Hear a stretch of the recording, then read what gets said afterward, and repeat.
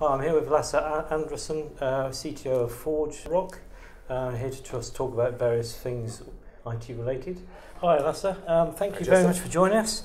Thanks for having me. Sounds like you're all over the place. Could you give us a little bit of background about yourself, from say your college days to here? Yeah, from education, nothing much happened after college, so to speak. So I've been in the software industry for like 25 years now. Always doing software, a lot of internet stuff.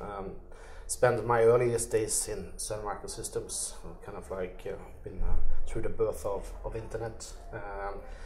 Different positions in Sun. I ended up as CTO for Central and North Europe, kind of like managing trade in 28 countries. So definitely a lot of traveling. Did a couple of startups, and so ForgeRock is my second.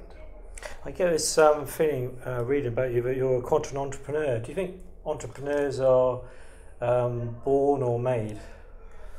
I think it's passion. I think something that you have from you inside. You kind of like, you like creating stuff. You're trying new things and just have the fun of it, and kind of like don't want to do the same thing over and over again. So I think it's a born passion. And you've had at least a couple of Chief Technology Officer roles now. What do you think makes a good Chief Technology Officer? First of all, being curious, kind of like curious and open-minded. Kind of like, if you think you have everything in your own head, you probably have a bad idea or you're too early. I think it's all about go out there, talk to a lot of people, have time to think, and be open-minded, and also be able to change your mind. Now, you're one of the founders of ForgeRock. Yeah. So what do ForgeRock do? What's your current role about? So my current role is like a CTO, is of course looking into the long-term strategy, what's going to happen with our products in 2016, 17 and beyond.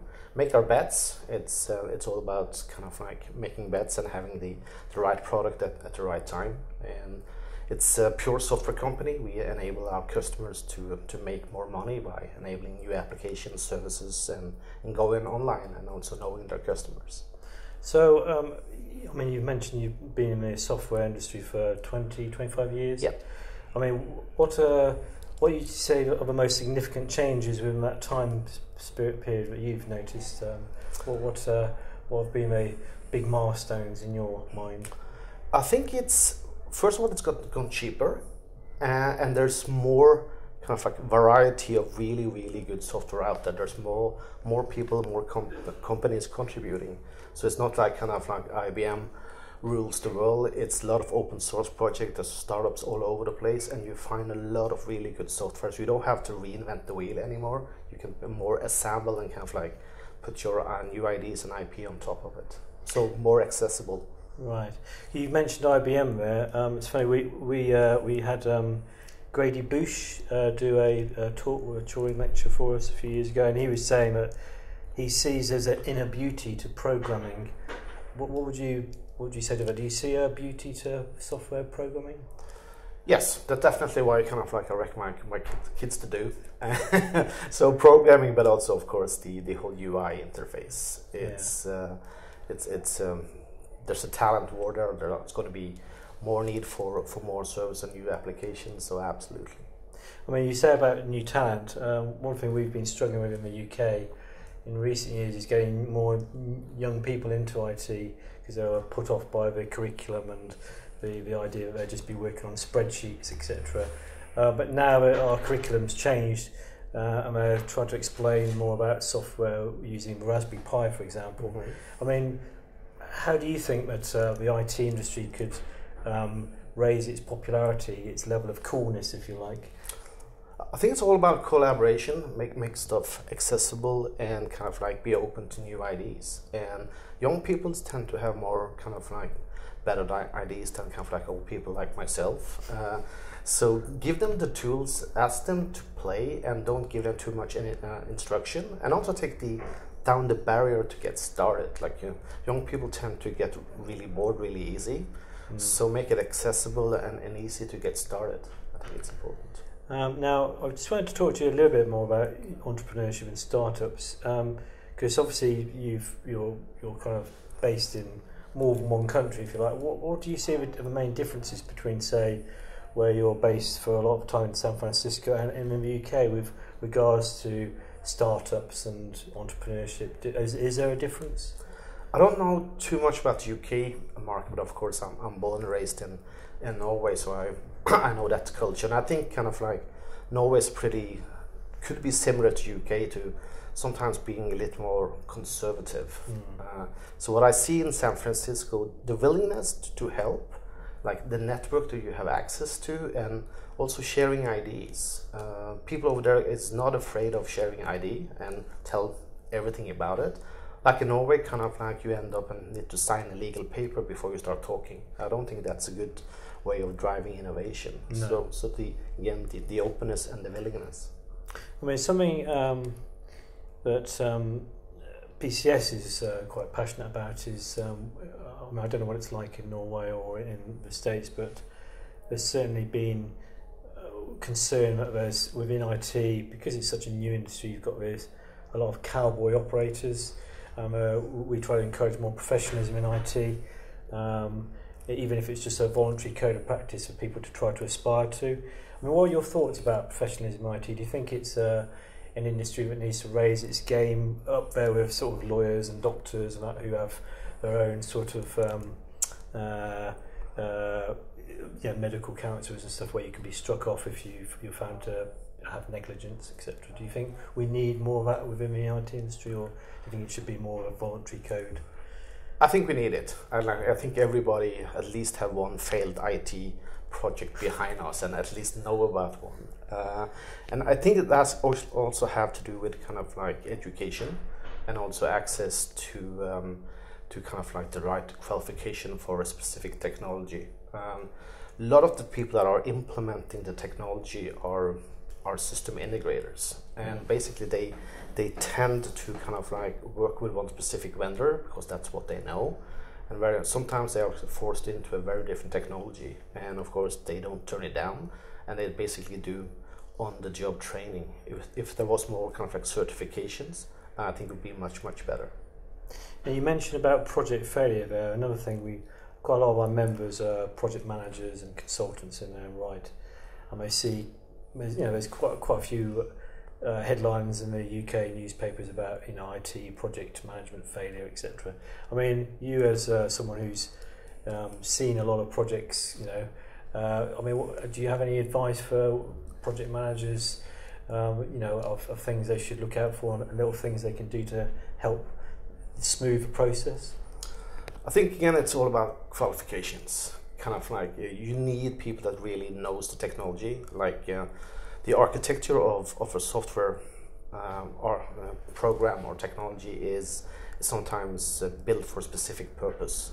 If you don't know how it's built and you try to kind of like bend it all over, like which you probably can't do with software, you often kind of like try to do stuff that is not intended to do. So having qualifications, have some really good lead architects that knows it. It's really important, and I think the only way to do that actually see, have they done project with similar technology before, or is it the first? And again, with project failure, I mean, a lot of projects have come in for a lot of criticism because of sort of lack of security. They're later found to be wanting with security, because we've recently had quite a few big high-profile software hacks, like with Sony, etc. And for many years, security was seen as a little bit of a bolt-on extra to software. Do you see that changing now? Do you think industry, big businesses taking more note of security? Are they getting more serious about it? Absolutely. You kind of like you mentioned one of the big breaches, and especially in the US, there have been a couple of others like Target, which basically then ended up to the CEO being fired.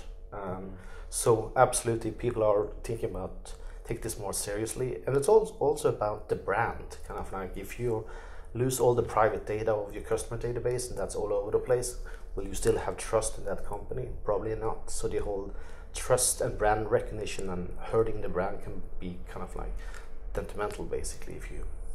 Because I've noticed that some people who favour more proprietary software are kind of saying, well, some of these breaches are due to open source being more susceptible to security hacks, because the codes are out there, everybody knows, you know, how they're assembled. I mean, do you think there's any truth to that? Do you think open source is more prone to security breaches and proprietary, or do you think there's about the same? I think open source is definitely more secure. Kind of like, would you trust a piece of code that just because somebody says it's secure, or would you trust something being secure because kind of like thousands of eyeballs have actually looked at it? So the openness actually, and people can actually see what's going on, actually makes it more secure. So I will definitely defend open source from a security perspective. Yeah, that's interesting. So what do you think are the most exciting emerging technologies that are coming out at the moment? Oh, there's a lot, and but I think the fact kind of like that connectivity, kind of like the prices of connectivity and the bandwidth is kind of like price down, bandwidth going up. Same thing happened kind of like with all the different hardware devices that we can, of course, leads into the whole IoT thing. Like so much stuff is more not connected. Yeah. Which you can make it kind of like very interesting times going ahead. New business model coming up. More data is flowing from little data to big data. But I see Internet of Things is not only kind of like hype. Things are happening much faster. If you look on what's happening in smart cities or kind of like in industrial IoT, there's a lot of things going on. You mentioned Internet of Things. It's had a bit of a gimmicky reputation recently. How do you think the industry can kind of stop that sort of bad reputation? Do you think there's anything the industry can do to address that? I think it's all about proving the return of investment, kind of like put some metrics behind it. It's not only kind of like gadgets out there. If you actually can prove kind of like getting online services or sharing medical data actually helps something and prove it, or savings kind of like for saving electricity, for instance, then I think the mindset will change. I think if you only go around and talk about connecting your coffee machine or your toothbrush or something like that, that basically it's fun, but it's hurting the whole IoT story. Now, just kind of going back more to people who work in IT, one of BCS's kind of bugbears over the years has been that we don't have enough women working in IT. I don't know what it's like in Norway or America, but in the UK, it's been only about 10 or 12% of the IT industry as people by women. Why do you think that is? Why do you think not enough women have been signing up to IT? Is it an image thing? I wish I knew, because kind of like every time we kind of like I've been working with women in IT, it's been very positive. I don't know why women are not doing it. Kind of like if you see on who's online, who's doing gaming, it's kind of like the numbers pretty even. So with all the access to technology, hopefully kind of more women also would like to take a professional career in IT. That'd be awesome. Well, they seem to be attracted to sort of some of the softer skill areas, but particularly in the UK, we don't seem to have had so many women, sort of signing up as software programmers, for example. So I think that's one of the reasons why we've recently changed the school's curriculum to match that.